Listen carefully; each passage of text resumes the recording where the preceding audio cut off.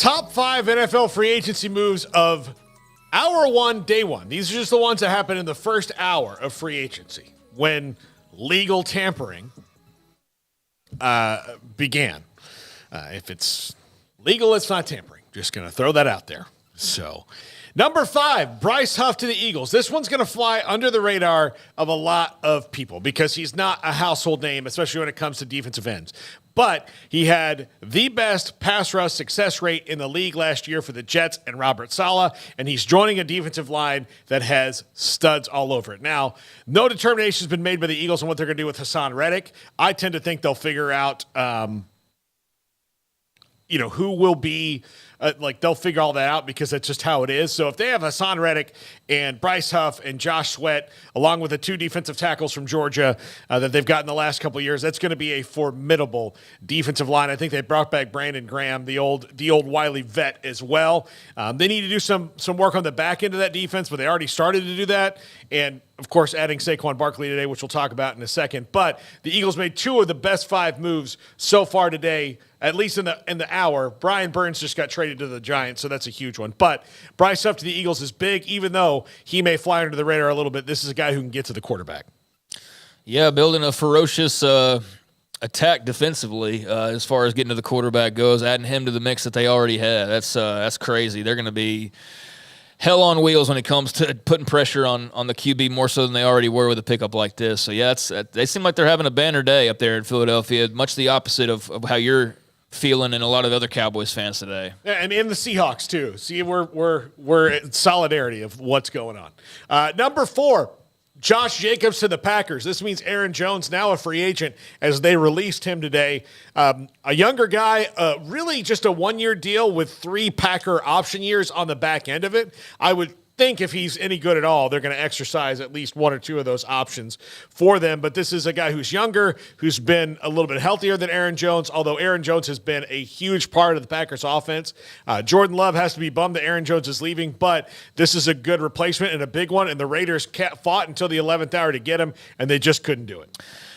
I'm more interested about the Aaron Jones aspect of this because, man, what a career he carved out for himself coming out of UTEP, and knew him because he's a Texas guy, but, man, what a great career he had in Green Bay. Yep. Like, geez Louise. And they're a long time, super productive, but you are a running back, and that in this day and age doesn't last forever, obviously. So, yeah, that's interesting to see Josh Jacobs move on from the Raiders. I remember not that long ago when he was like their, a prize piece in the buildup of the Raiders on their way to a Super Bowl, and now he's gone and not the blink of an eye, but it kind of feels that way in some ways. So, yeah, I guess it's a solid younger addition for Green Bay, but Aaron Jones had a hell of a career up there at Lambeau. The Cowboys should sign him just to not play him. Yes. Yeah. No, look, he'll in that playoff game, he just seems like there's a little extra. I feel like he's going to be a giant tomorrow, and then I'm going to be like, great, there's going to be 2 games. Granted, I don't think he's going to – I think he's probably going to go chase rings. But that's what I would do if I were Aaron Jones. No, he's definitely going to get picked up. I mean, for the running back spot not being like the greatest position in the world any longer and having not been for quite some time, like he's had a long career and he's definitely got some more tread left on the tires. But I get Green Bay's perspective here of just getting younger and I know Josh Jacobs is a super talented, back. But, I think more about Aaron Jones with this move. Number 3.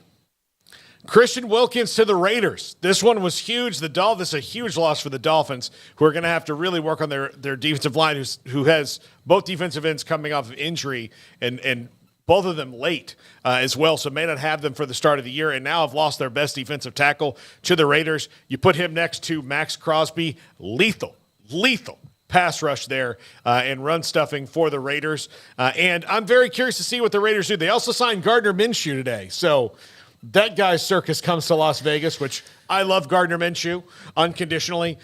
So that should be fun to see if he winds up being the starter there, depending on what they do in the draft or trades. Maybe they get Justin Fields or something as well. I don't know. We'll see what happens with the Raiders and their quarterback. But Christian Wilkins on that defense is going to be really good, especially since they've got to deal with the Kansas City Chiefs twice a year, and having more pressure up front is only a good thing for them. Yeah, I mean, he and Crosby ought to be a hellacious tandem up front, and massive deal, 4 years, $110 million. I know there's details to these types of deals, guaranteed money, all that kind of stuff, but it's a giant deal for him. So yeah, it's a really good pickup for Las Vegas, who I guess is just hoping and praying that Antonio Pierce is really the guy to lead them to the promised land. But yeah, they're getting active early on, so that's a team that's got a little bit of momentum just because of the location. Like, does he sign with them if they're still the Oakland Raiders for 4 years, $110 million? Probably, yeah. But I do wonder in free agency how much that's going to come into play. Of, hey, you also get to come play in Las Vegas. I think that Mark Davis has more money. Like, he's making more money with them being in Vegas than he was in Oakland personally. So I do think that they're more apt to open the purse strings a little, loosen the purse strings a little bit, just because, he's got this big new stadium and there's all these other things he can do. And, even though he's still one of the cheaper dudes when it comes to free agency, they're swinging big here. This was an effect of me getting a guy like this when you haven't had one like this for a while is pretty big. Mm-hmm. Number 2. Saquon Barkley to the Eagles, and Apple will not let me type the word Saquon into an email or a text. It always comes out Sequin. They need to learn it. Apple needs to learn Saquon, and maybe they will now that he's in Philly, in the land of cheesesteaks, and going to be playing for a very good offense with a very good offensive line, something in his 4 or 5 year NFL career he has never done. He has never been behind a good offensive line. The Giants have not been able to build that up for him. He's still been a very effective and talented player when he's been healthy. And part of the reason maybe he wasn't healthy those couple of years is because he was getting hit a lot when he wouldn't have normally. The Eagles, even though they lost Jason Kelce, you're still going to have a really good offensive line. Signed Landon Dickerson to a 4-year extension. He's one of the better guards in the league, if not one of the best guards in the league. I should have just said it at that. Howie Roseman pulling all the strings today and showing why he's the most aggressive and interesting GM in the league.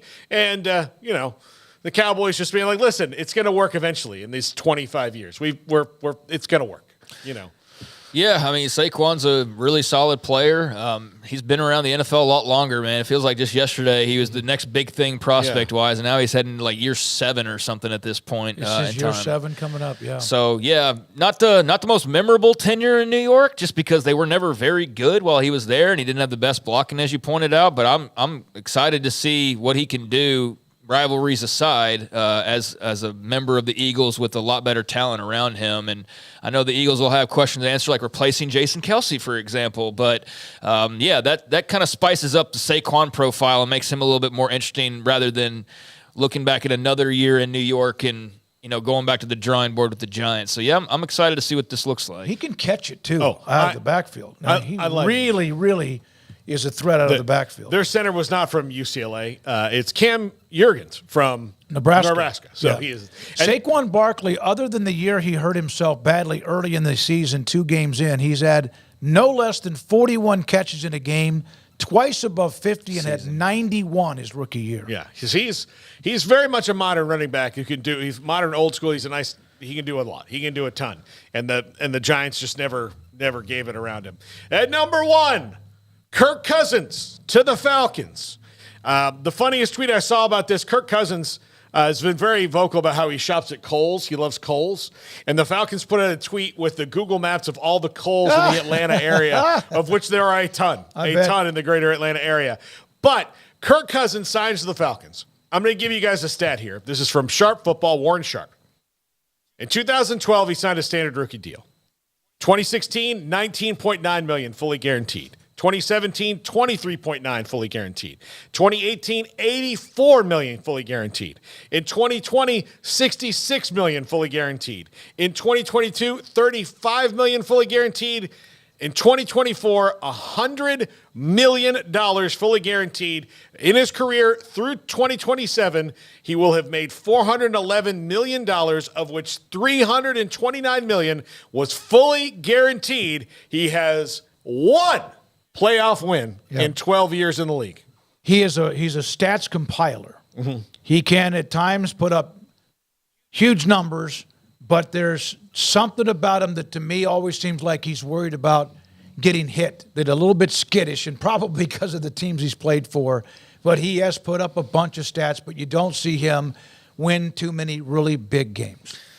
No, you don't. So if you're Atlanta, you're maybe you're resigning yourself to that for a little bit, at least early on here. But he's a major upgrade over what they've had. Yeah. So that's the biggest thing for Atlanta is, it cost a pretty penny, but your options, especially after this past season, I mean, you had to go out and spend money to go get a legit quarterback. Either that or you're going to do it through the draft, right? And that's a bit more of a risky proposition than go ahead and just guaranteeing a bunch of money to a guy who you've got plenty of real-time stats and things that he's accumulated over the years. So, yeah, he's a proven guy, proven that he can put up big numbers and win some games. Hasn't proven that he can win the biggest of games, but he's definitely better than what they've had there for a while. So, yeah, that ought to be welcome news for Bijan Robinson and all the rest of the offensive weapons who have been kind of toiling away there in Atlanta here recently. Absolutely. So there you go. There's the top 5. The biggest move of the day, though, might have superseded